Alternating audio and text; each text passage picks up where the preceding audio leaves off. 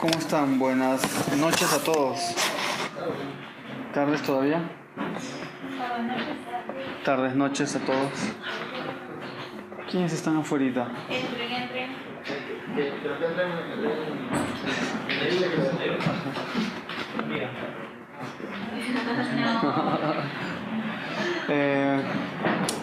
Estamos aquí una semana más reunidos. Estas semanas han sido bien movidas, yo creo que para la mayoría, bueno, de los que estudian, los que están en la universidad, de los que están en el colegio, de los que son profesores de colegios y cosas así, ¿no? Ajá. Y algunos también están de vacaciones, ¿no? Pero bueno, ya estamos, claro, como Wendy que está y está hoy despidiendo sus vacaciones aquí. Hoy día nos visita Renzo también. Después de tiempo. Sí, qué gusto verte, loco. Sí. ¿Y cómo? Sí, estás igualito. Estoy musculoso. Es que no se ve, pues, porque tu ropa es ancha. También nos acompaña la familia de nuestra amiga Wendy, lo cual es una alegría muy grande para nosotros. Hace un mes nosotros sabemos que falleció el papá de Wendy y tuvieron que hacer un viaje así rápido a Arequipa, ¿verdad? Así, y yo sé que en momentos así solamente podemos encontrar consuelo en Dios.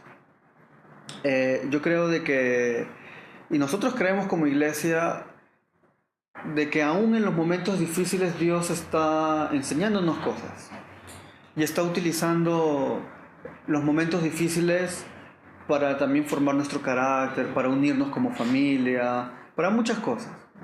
Entonces, muchas veces hay situaciones que nosotros consideramos como situaciones malas o aparentemente de mucho dolor, de mucha tristeza, pero si nosotros vemos a Dios, nosotros nos damos cuenta de que es Dios que está moldeándonos, enseñándonos, uniéndonos y mostrándonos su amor incluso en esos malos momentos. Yo creo que una muestra de eso es ver a la familia de Wendy acá, después de un mes de ese momento, cantando con nosotros, reflexionando en Dios y viendo la mano de Dios incluso en esos momentos. Creo que ese es el consuelo que los que creemos en Dios encontramos. Creo que muchas veces cuando nos acercamos a momentos así, el ser humano no sabe qué pensar, o sea, no sabe, entra en mucho temor en qué pasará después y todo eso. Pero creo que los que hemos creído en Dios sabemos que hay algo más. Y la Biblia dice cosas dice, por ejemplo, que ya no estaremos casados, que ya no habrá esas relaciones de parentesco y cosas así, pero sí dice que nos reconoceremos. Y qué bonita esperanza los que tenemos los que creemos en Dios, de que en esos momentos podemos encontrar paz. Vamos a abrir nuestras Biblias. Estas semanas estamos estudiando el libro de Timoteo. La semana pasada mencionábamos que Timoteo era una persona que fue discípulo del apóstol Pablo, que Timoteo murió perseguido, lo golpearon, ¿sí? Lo apalearon y agonizó durante 3 días. ¿Por qué? Porque ¿cuál fue el delito? Predicar el evangelio. Y de hecho la iglesia en el primer siglo era muy frecuente de que estén involucradas en mucho dolor. ¿Por qué? Esa época era la época del emperador Nerón, ¿sí? Entonces Nerón era conocido como el perseguidor de los cristianos. ¿Se acuerdan de que Nerón era tan cruel Nerón con los cristianos que capturaba a los cristianos, los colgaba en estacas en el jardín de su palacio, los llenaba de cera y los quemaba vivos para que alumbraran como antorchas, como especie de antorchas, el patio del palacio. Entonces, creo que el cristianismo nació en un contexto donde era muy difícil estar tranquilo, ¿no? Por ese temor a ser perseguidos. Pero algo que creo que nos llama mucho la atención de cómo vivieron los primeros cristianos es que aún a pesar del dolor, del peligro, de las situaciones difíciles, ellos hallaban paz en Dios. Y creo que esa enseñanza a los cristianos nos mantiene contentos y es a veces esa alegría que la gente no entiende. Esa alegría que solamente entiende la persona que experimenta esa paz de Dios, esa paz en Dios. Y bueno, Pablo, que fue el que escribió esta carta, recordemos que también murió de una manera muy, muy fuerte. Él estuvo preso 2 veces, fue golpeado infinidad de meses y fue muerto decapitado. Lo cual causó gran dolor en la iglesia del primer siglo porque el apóstol Pablo era uno de los principales líderes. Pero vemos como Dios también utilizó esa situación para animar a la iglesia y que la iglesia se fortalezca en Dios. Y una de las más grandes enseñanzas que nos deja Pablo y que Pablo siempre nos dice es que en los momentos difíciles podemos estar contentos en Dios. Los momentos en los que parecen que no entendemos por qué pasan las cosas, o a veces llegamos al punto de preguntarle a Dios, Dios, ¿por qué permites que pasen esto? La Biblia nos enseña a confiar en que Dios tiene todo bajo control y que Dios tiene un plan y que Dios tiene un propósito detrás de esa situación. Vamos a leer el capítulo 2 de primera carta de Pablo a Timoteo. Esta carta es conocida como una epístola pastoral, que es unos consejos que le da Pablo a Timoteo sobre cómo debe ejercer su ministerio en la iglesia, su servicio en la iglesia. En la versión que yo leo, en la versión Reina Valera contemporánea, el título de esta parte es Instrucciones sobre la oración. Y dice así: ante todo, exhorto a que se hagan rogativas, oraciones, peticiones y acciones de gracias por todos los hombres, por los reyes y por todos los que ocupan altos puestos, para que vivamos con tranquilidad y reposo, y en toda piedad y honestidad. Porque todo esto es bueno y agradable delante de Dios nuestro Salvador, el cual quiere que todos los hombres sean salvos y lleguen a conocer la verdad. Porque hay un solo Dios y un solo mediador entre Dios y los hombres, que es Jesucristo hombre, el cual se dio a sí mismo en rescate por todos, de lo cual se dio testimonio a su debido tiempo. Por eso fui constituido predicador y apóstol. Digo la verdad en Cristo, no miento, y maestro de los no judíos en la fe y la verdad. Por tanto, quiero que los hombres oren en todas partes, levanten manos santas, sin ira ni contienda. Muchas veces cuando hablamos de la oración, muchas cosas pueden pasar por nuestras mentes. Preguntas sobre cómo orar, por qué orar, qué decir. Cuando oramos, ¿realmente Dios nos estará escuchando? ¿Realmente cuál debería ser nuestra actitud? ¿En qué momento hacerlo? O muchas cosas, ¿no?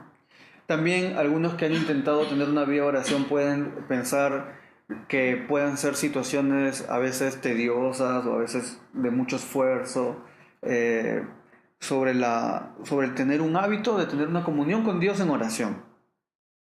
Pero aquí Pablo exhorta, o sea, comienza con esa frase: ante todo, exhorto. Y la exhortación es una especie de llamada de atención.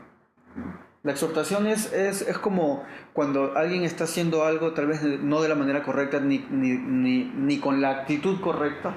No, es como que una especie de sacudida. Entonces Pablo empieza diciendo: ¿sabes qué? Te voy a exhortar, te voy a confrontar, te voy a corregir un poco en cuanto a cómo estás llevando tu vida de oración. Y eso nos hace pensar en la necesidad del ser humano de constantemente reflexionar sobre cómo están nuestras vidas de oración.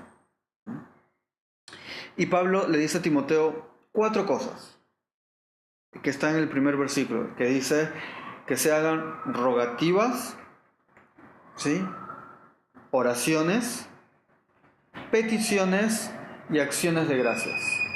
4 cosas. Y empieza con la palabra rogativa. esa palabra era empleada, estamos hablando de 21 siglos atrás, en el contexto del Imperio Romano, en un contexto donde habían emperadores, ¿sí? Donde el sistema político jerárquico era opresor, era dictador, donde las autoridades eran autoridades y eran autoritarias también. Entonces la palabra rogativa es una palabra que se usaba en contexto de autoridad, como cuando ibas a pedir algo a una autoridad muy importante, el cual tenías que guardar suma reverencia, sumo cuidado, y que tu actitud era literalmente de ejercer un ruego para que para que te escuche, para que preste atención a lo que tú tienes para decir. Entonces, esa rogativa tenía mucho que ver con súplica y tenía que ver mucho con una actitud de humillación hacia la autoridad o la persona por la cual tú ibas a pedir algo o ibas a comunicar algo, porque a veces no era solamente pedir, sino era llevar un informe a una autoridad o comentarle una situación que estaba pasando en un determinado lugar, ¿no?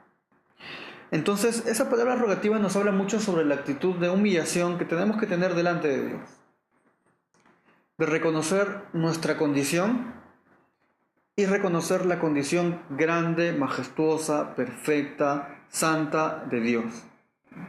Y eso, al tener una actitud de humillación personal ante la grandeza de Dios, creo que nuestra reverencia y nuestro respeto debe ser lo primero que debe primar en cuanto a cómo nos relacionamos en oración con Dios. Muchas veces nosotros no tenemos esa actitud de humillación, de reverencia ante nuestro Dios. Y eso es lo que Pablo está exhortando en este versículo, ¿no? Que se hagan rogativas, que vayamos con esa actitud de un ser tan pequeño hablando con el ser más grande del universo, más puro, más bello, más bondadoso, pero al mismo tiempo un Dios firme, un Dios que se enoja, un Dios que también castiga. Entonces, examinemos cómo estamos en ese sentido delante de Dios. A veces a Dios no le damos su lugar en nuestra vida. A veces buscamos a Dios de la misma manera en la que buscamos un bien o un servicio. Así como buscamos un médico, así como buscamos un dentista, un abogado, un profesor, buscamos a Dios solamente por lo que Dios pueda ofrecernos y no por lo que Dios es. Porque Dios merece nuestra adoración, así no nos dé nada. Puede que Dios muchas veces aparentemente no conteste nuestras peticiones, pero Él sigue siendo Dios y Él sigue siendo bueno, independientemente de lo que nos da. Ahora, yo creo que Dios nos da muchas cosas. Yo creo que Dios nos da mucha paz. Dios restaura nuestras familias, nuestras relaciones, nuestras vidas. Dios, cada uno de nosotros puede tener una historia diferente con Dios. Yo creo mucho eso. Pero aún así nosotros amamos a Dios no por lo que Dios necesariamente nos haya dado, porque Dios en sí mismo es más grande que todo lo que nos pudiera dar. Entonces, seamos conscientes de esa realidad, de nuestra actitud de humillación delante de la grandeza de Dios. La segunda cosa que exhorta Pablo es que se hagan oraciones. Y aquí está hablando de oraciones desde un punto de vista más general, como cuando nosotros pedimos perdón a Dios, como cuando nosotros le pedimos protección, le pedimos, sabiduría o consuelo, o muchas de esas cosas que parte de nuestra necesidad humana natural necesitamos de parte de Dios. Entonces esas dos cosas como que van juntas. El hecho de una actitud que reconoce la grandeza de Dios y que reconoce lo pequeño que somos, junto con esa actitud de pedir a Dios esas cosas que necesitamos de Dios, porque la vida no es fácil. Porque la misma Biblia nos dice que en el mundo vamos a tener aflicción. Porque la Biblia nos dice que en este mundo vamos a tener problemas, vamos a pasar por situaciones difíciles y que de la mano de Dios vamos a poder superarlas con mayor actitud, fuerza, ¿no? Y confianza y paz. Y vivir con alegría incluso cuando las cosas aparentemente no vayan bien, porque sabemos que Dios tiene todo bajo control y Dios tiene un propósito. La tercera cosa que dice Pablo en el primer versículo es peticiones. Y la palabra que se utiliza en el griego, en peticiones, tenía que ver cuando tú abogabas delante de un juez o delante de un rey por alguien. O sea, tenía que ver cuando eso se llama interceder ante una autoridad por la vida de otra persona. Muchas veces habían condenados a muerte que otras personas tenían que interceder frente a las autoridades. ¿Para qué? Como una especie de abogado para que no pasara eso. Entonces aquí lo que se nos está hablando es de la importancia de nosotros interceder delante de Dios por la vida de los demás. A veces nosotros vemos personas a nuestro alrededor que pasan por situaciones dolorosas y que necesitan consuelo de Dios. Dios nos está diciendo, ponte en el lugar de esa persona y ruégale a Dios con una actitud de humillación que consuele a esa persona y que esa persona se dé cuenta del amor de Dios detrás de las situaciones difíciles. O a veces hay personas que han decidido darle la espalda a Dios, vivir la vida como les da la gana, no tener en cuenta que Dios está ahí presente y vivir simplemente ignorando la realidad de que Dios está con nosotros. Dios nos dice, pidámosle a Dios por la vida de esas personas, porque esas personas cambien su rumbo y decidan en Dios acercarse al camino de Dios. Nosotros creemos que Dios es el creador de la vida. Nosotros creemos que Dios es la persona que nos diseñó, que diseñó el mundo, que nos regala todos los días un bonito sol y todos los días una bonita noche, y que cada día vuelve a comenzar ese ciclo y que nos habla de que Dios cada día nos da nuevas oportunidades y nuevos comienzos. Y nosotros creemos que Dios es el dador de la vida y que como es el dador y creador de la vida, es el único que puede enseñarnos a cómo vivir la vida que Él mismo creó. Es como cuando nosotros compramos un aparato electrónico y nos viene un manual de instrucciones, y ese manual de instrucciones lo creó el que creó ese aparato. Entonces lo lógico es que leamos el manual para entender lo que el creador de ese aparato diseñó. La vida es igual. Dios creó la vida. Si Dios existe, o sea, si creemos que Dios existe, entonces eso nos llena de muchas responsabilidades que a veces no queremos asumir.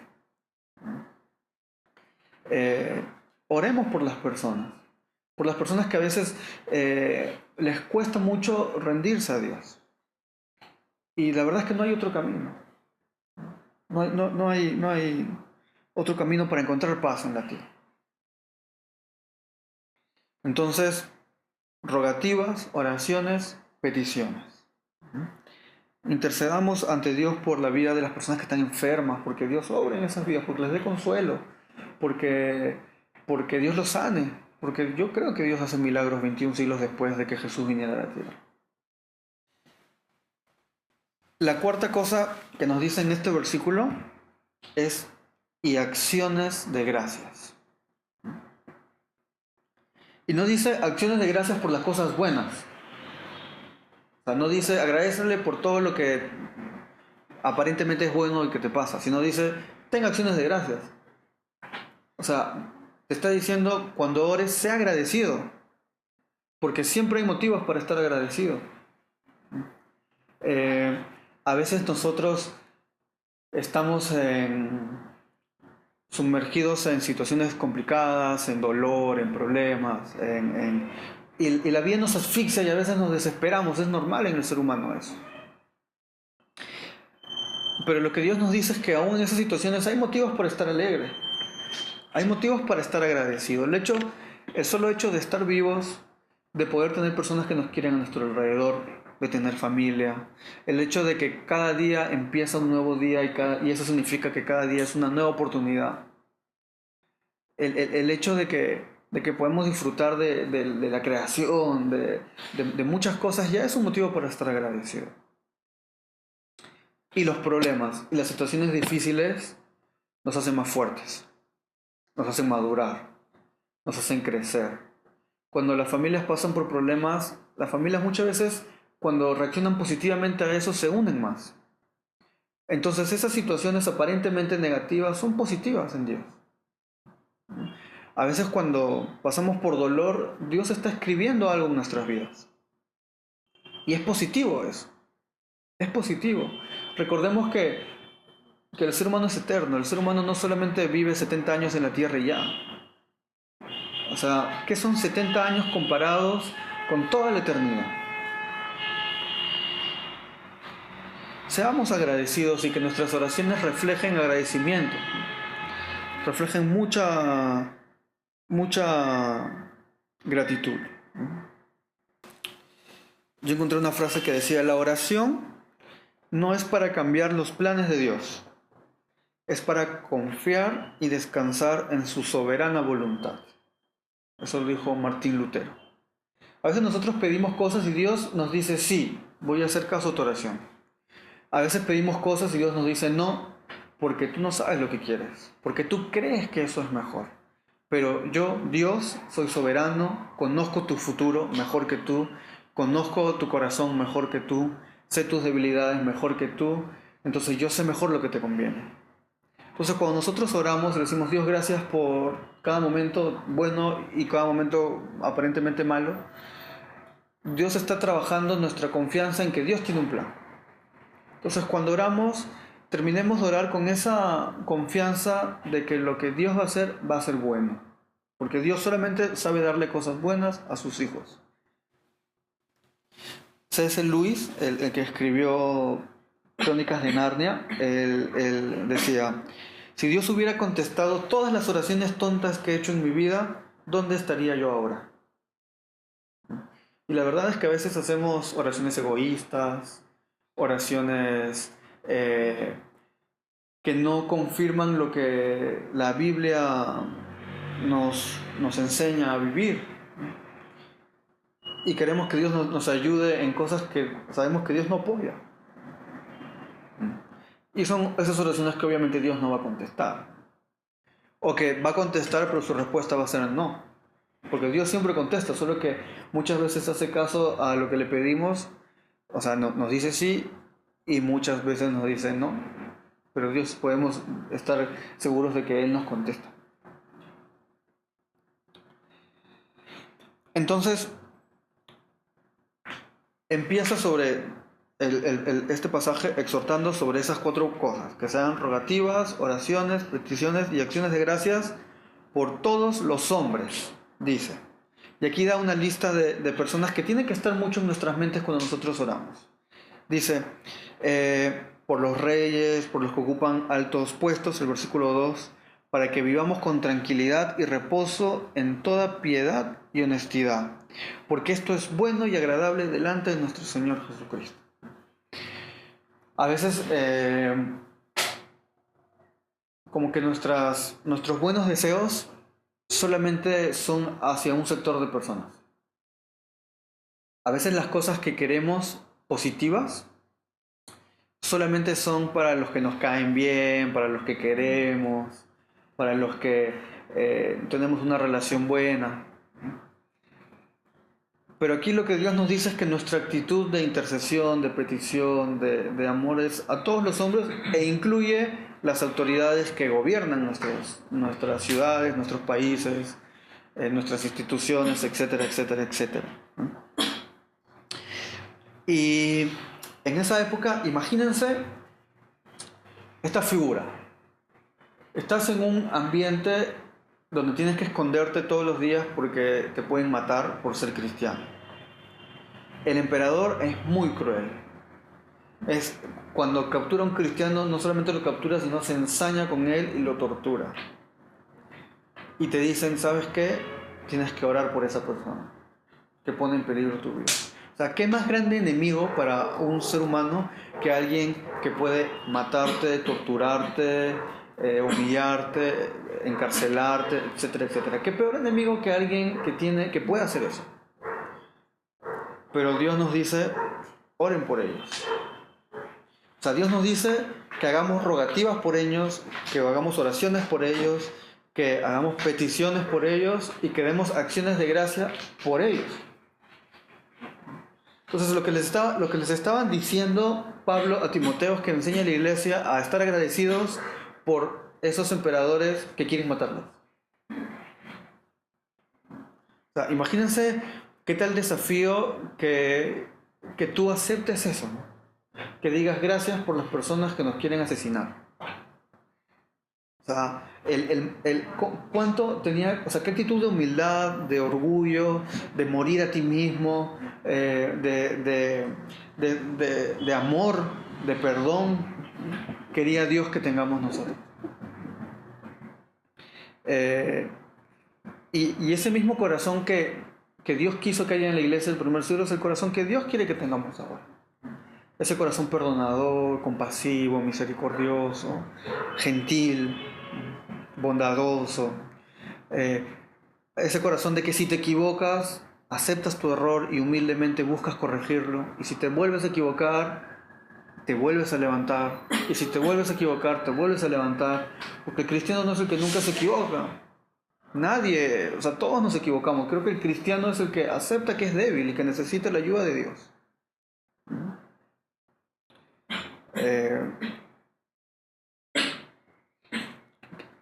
Yo creo que es muy bonito toparse con personas que han llegado a ese nivel de madurez y de humildad en el corazón. Yo escuchaba a Facundo Cabral, y él contaba cómo era la relación que él tenía con la Madre Teresa. Y dice cosas bien interesantes. Porque dice que cuando, Facundo murió su esposa y su hija, ¿no? Se quedó él solo. Y pasó por problemas de depresión y todo eso. Y él era muy amigo de la Madre Teresa. Mucho tiempo de soledad, ¿no? Y la Madre Teresa dice que lo llamó a Facundo Cabral y le dijo, oye, así que perdiste a tu esposa, a tu hija, ¿no? Y le dijo, uy, qué situación difícil, ¿ahora qué vas a hacer con tanto amor? Así le dijo Facundo, la Madre Teresa a Facundo. Así que ven conmigo a Calcuta a bañar leprosos. Y Facundo fue, pues, ¿no? Y él dijo, la verdad es que la Madre Teresa me salvó. Y cuenta, ¿no? De que una persona le dijo a la Madre Teresa, yo no bañaría a un leproso ni por $1.000.000. Le dijo esta persona a la Madre Teresa. Y la Madre Teresa le respondió, la verdad yo tampoco, porque a un leproso solo se le puede bañar por amor. Así dijo. Y él cuenta de que en algunos países él viajaba con la Madre Teresa, y en los países que iba la Madre Teresa nunca le pedían documentos, nunca le pedían pasaporte, o sea, nunca le pedían nada, sino que llegaba a un aeropuerto y entraba a todos, o sea... sí, o sea, y él decía, y Facundo Cabral decía, si Jesús viviera ahora, ¿le pedirían pasaportes? ¿Le pedirían documentos? En Perú no. Pagaría peaje, ¿no? Pagaría peaje. No dejan pasar por sí, por la cumbre, ¿no?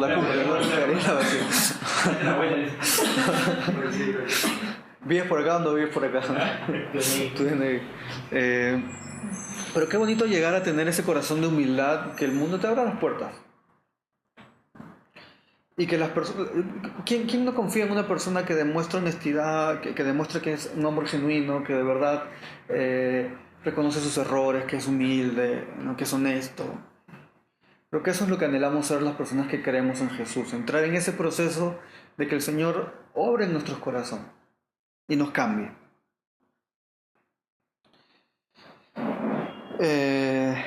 Y dice el versículo 3, esto es bueno y agradable delante de nuestro Salvador, el cual quiere que todos los hombres sean salvos y lleguen a conocer la verdad. a veces este versículo se malinterpreta, ¿no? Porque dicen, Dios va a salvar a todas las personas del mundo. Y eso se conoce como el universalismo, ¿no? Que es como que esa doctrina que dice que Dios al final va a salvar a todos o algo así. Pero lo que está pasando aquí es que Dios les está hablando a Timoteo, que era pastor de una iglesia de judíos, y los judíos creían que solamente judíos podían ser salvos, podían ir al cielo con Dios. Ellos creían eso. Entonces lo que se les dice es que no solo judíos, sino de todos lados, Dios quiere salvar a las personas. Ese era el contexto de ese momento. Entonces la palabra todos no siempre significa todos, sino significa un público mayor de este público que tú estás solamente definiendo. Porque nosotros vemos alrededor personas que deciden conscientemente rechazar a Dios.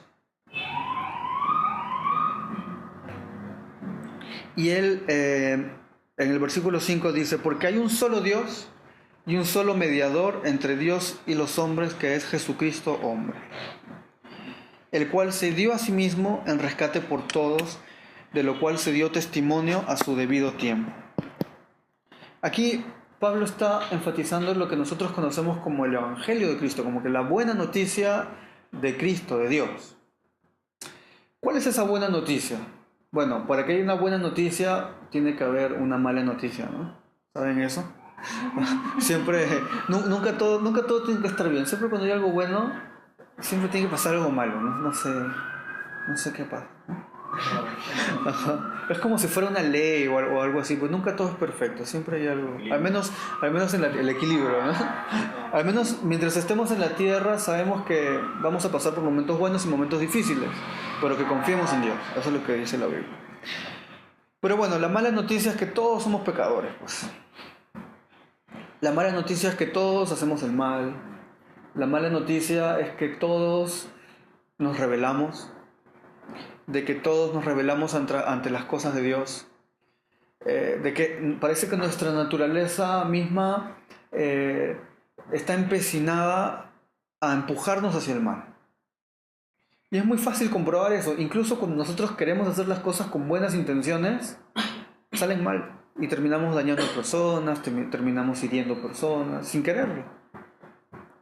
¿Por qué? Porque nuestra naturaleza es así. La Biblia nos dice que nuestra naturaleza es así y en la práctica lo podemos comprobar. O sea, no sé, el ser humano, la tecnología, que el ser humano lo hizo con la mejor de las intenciones, está destruyendo el mundo. A veces nosotros decimos algo a las personas con la mejor de las intenciones y terminamos lastimándolos. Pasa, es así, el ser humano es así. Esa es la mala noticia. Y la otra mala noticia es que eso merece castigo. La Biblia dice que la paga del pecado es muerte. Cuando Adán y Eva estaban en el paraíso y Adán y Eva comieron del fruto, entró la muerte al mundo. ¿Por qué? Por culpa del pecado, por culpa de la desobediencia. Y la muerte entró a todos los hombres y todos nosotros merecemos morir. Y vamos a morir físicamente. La Biblia habla de la muerte física y también habla de la muerte espiritual. Porque todos somos seres eternos. Entonces la mala noticia es que hay un castigo por eso. Y hay un castigo y ese castigo no hay absolutamente nada que podamos hacer para librarnos de ese castigo. Nada. La paga del pecado es muerte. Punto. No hay más. Esa es la realidad. Esa es la mala noticia, que debería realmente preocuparnos. Debería realmente afligirnos el hecho de que no hay nada que podemos hacer que nos haga inmerecedores del castigo. Y aquí entra la buena noticia. Y la buena noticia está en el versículo 5 y en el versículo 6. Que dice, porque hay un solo Dios y un solo mediador entre Dios y los hombres, que es Jesucristo hombre, el cual se dio a sí mismo en rescate por todos, de lo cual se dio testimonio a su debido tiempo. Entonces lo que pasó fue que Cristo tuvo compasión. Dios tuvo compasión y dijo, yo no quiero castigar a estas personas. Yo no quiero que mueran porque he decidido amar a este grupo de personas. Entonces yo quiero morir, o sea, yo quiero que ellos no mueran, yo quiero morir en su lugar. Entonces todo el castigo que nosotros merecíamos por nuestros delitos, desobediencias, malcriadeces, pecados, inseguridades, deshonestidades, mentiras, malos pensamientos, o tal vez cosas más graves, asesinatos, violaciones, etcétera, etcétera, etcétera. Todo eso que nosotros teníamos que pagar, lo pagó otro, que es Cristo. O sea, Cristo, que nunca pecó en su vida, tuvo que pagar el pecado de toda la humanidad. Y fue torturado, derramó hasta la última gota de su sangre por nosotros. Murió en nuestro lugar. Y a través de él es que nosotros podemos decir gracias a Dios por perdonarnos. No por hacer que nuestro castigo quede impune, porque nuestro castigo fue pagado. O sea, nosotros no lo pagamos, que es otra cosa. No es que la gente, no es que nuestros pecados se borraron, no es que se borraron, se fueron hacia otra persona y esa persona llevó nuestros pecados, se llevó nuestras rebeliones y todo eso, que es Cristo. Y lo hizo ¿por qué? Por amor. Y esa es la buena noticia. Y la buena noticia es que ese perdón está disponible para las personas. Y Dios ha tenido misericordia de nosotros. Y la buena noticia es que ahí afuera hay ovejas que Dios ha elegido para su reino y que ha decidido morir en su lugar. Y yo creo que hay la necesidad de buscar a Dios. Y la Biblia dice así: busca a Dios mientras pueda ser hallado. Porque va a haber momentos en los que ya va a ser muy tarde. Y mientras hay vida hay esperanza. Hay una mala noticia y hay una buena noticia. Y alegrémonos y estemos agradecidos por esa buena noticia. Y lo bonito es que yo veo personas como por ejemplo el ladrón en la cruz, ¿se acuerdan? Que toda la vida hizo el mal. Que toda la vida fue asesino, violador, cometió un montón de delitos. Y en el último momento de su vida le tocó encontrarse con Jesús. Y le dijo: acuérdate de mí. O sea, no le dijo perdóname, no le dijo reconozco que yo soy una basura, que he hecho todo lo malo. No le dijo nada, le dijo solamente acuérdate de mí cuando estés en tu reino. Reconoció que Jesús era Dios. Nada más. Y yo no sé si los familiares de este ladrón que estuvo en la cruz estuvieron presentes durante su crucifixión. Yo no sé. Yo no sé si las personas que él robó, que él mató, estuvieron presentes durante su crucifixión y vieron que Jesús les dijo eso.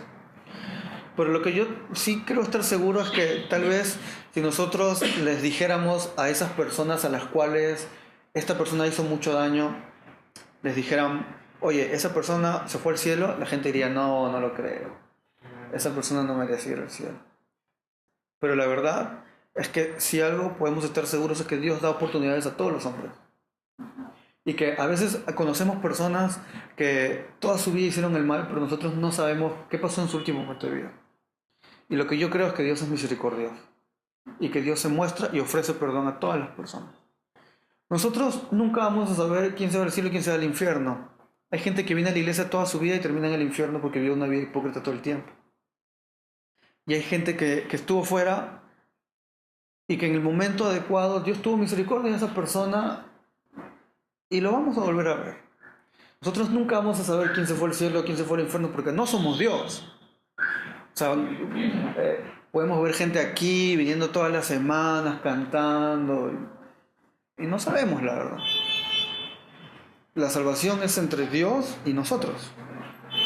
Entonces yo nunca me atrevería a decir esta persona sí, esta persona no, porque no sabemos.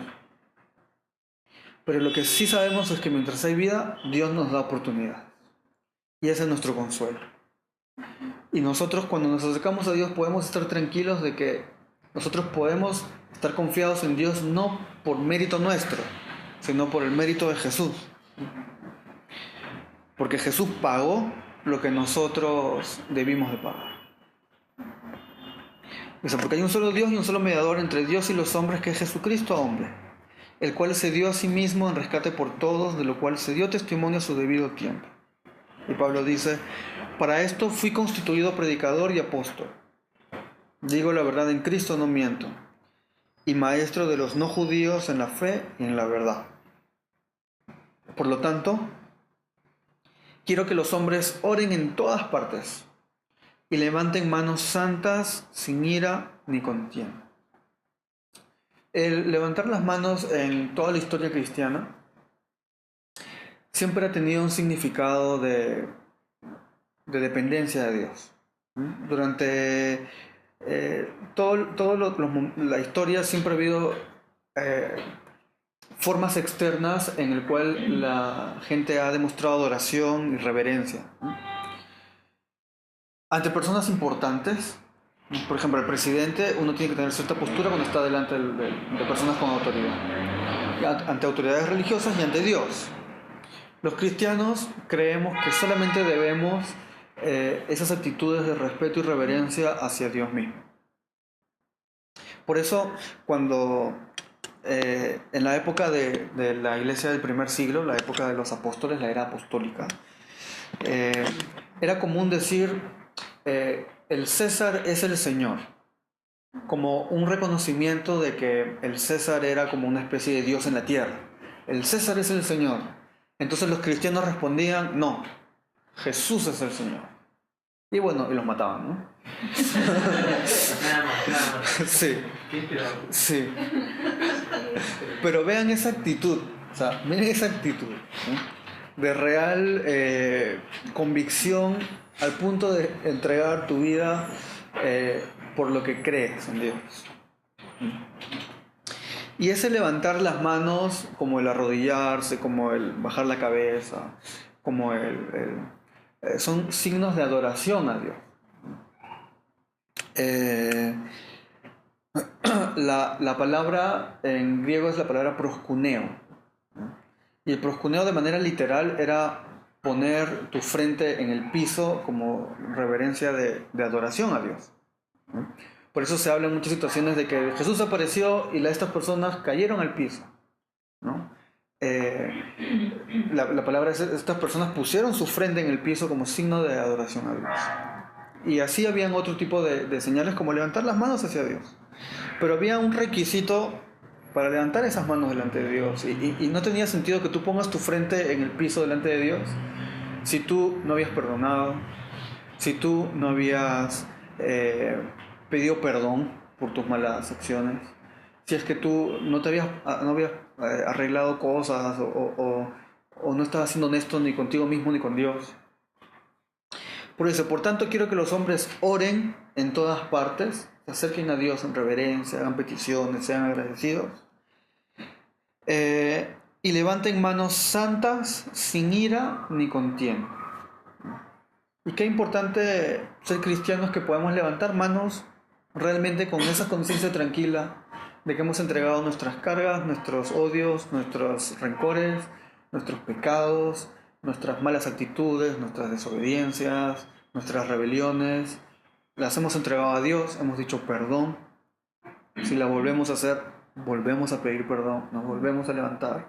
Porque la vida cristiana no es una vida así que creces, la vida cristiana es una vida que nos golpeamos, a veces caemos y nos levantamos, pero la tendencia siempre se crece.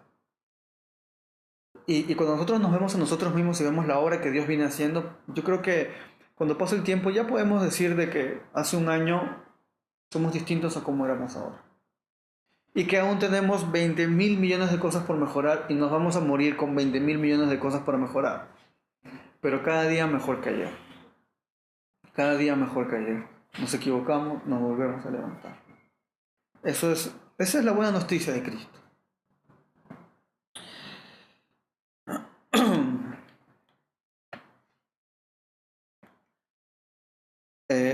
Sproul, que era un teólogo de hace un par de siglos, él decía así: si realmente supiéramos quién es Dios y todo lo que nos ha dado en Cristo, nuestras vidas de oración serían muy diferentes de lo que son ahora. Nuestras vidas de oración van a reflejar nuestro nivel de fe. Realmente ¿Está Dios aquí? ¿Realmente Dios nos está escuchando? Porque si nosotros preguntáramos a cualquier persona esta pregunta, si existiera un ser supremo, ¿te gustaría ponerte en contacto con él? Creo que el promedio diría sí. En todas las culturas, en toda la historia. Porque en todas las culturas y en toda la historia el ser humano ha intentado buscar conectarse con una divinidad. Desde los incas, desde los mayas, desde los chinos, absolutamente todas las culturas han sentido que existe algo más. La Biblia dice de que Dios mismo puso en el interior del ser humano ese sentido de eternidad. Entonces el ser humano sabe que existe algo. Sabe. Pero a veces la vida, la decepción, a veces las iglesias nos decepcionan.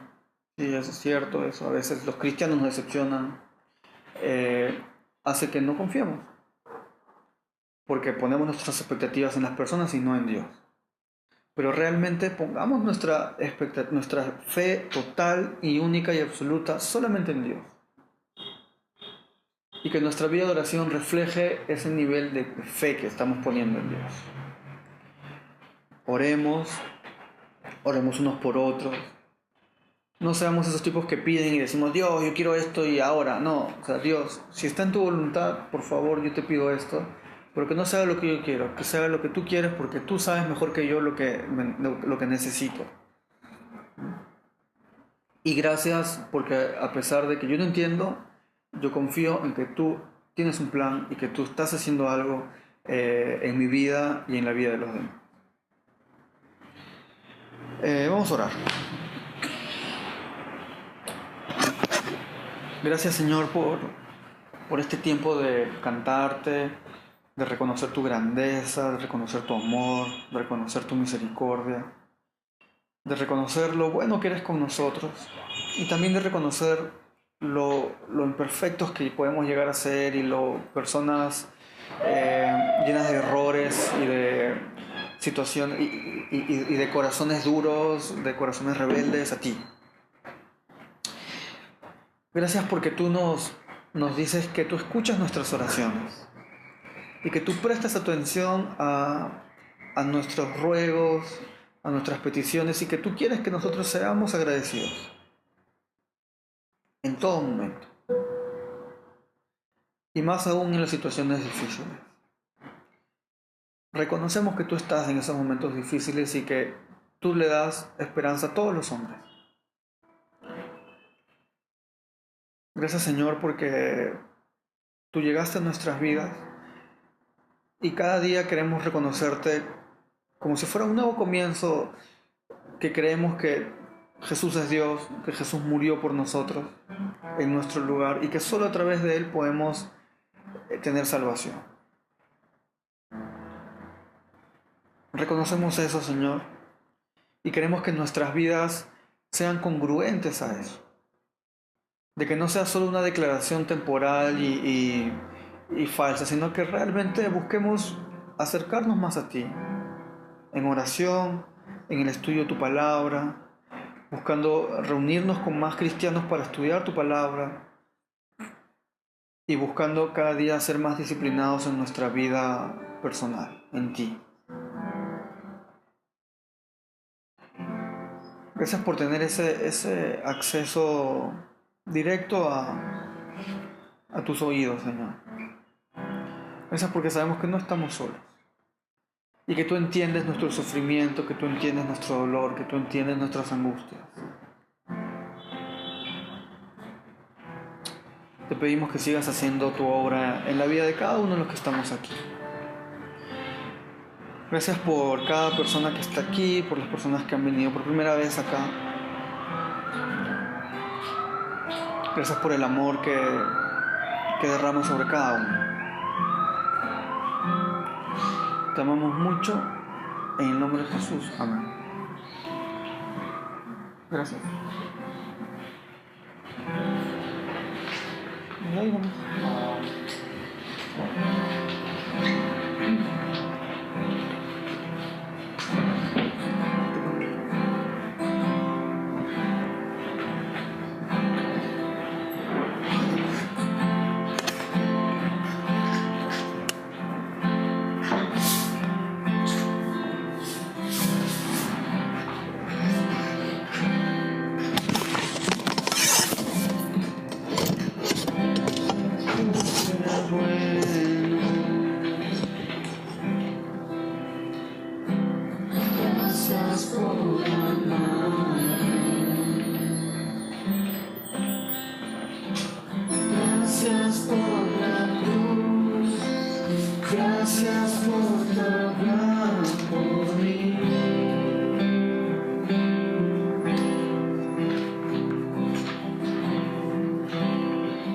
Gracias por salvarme.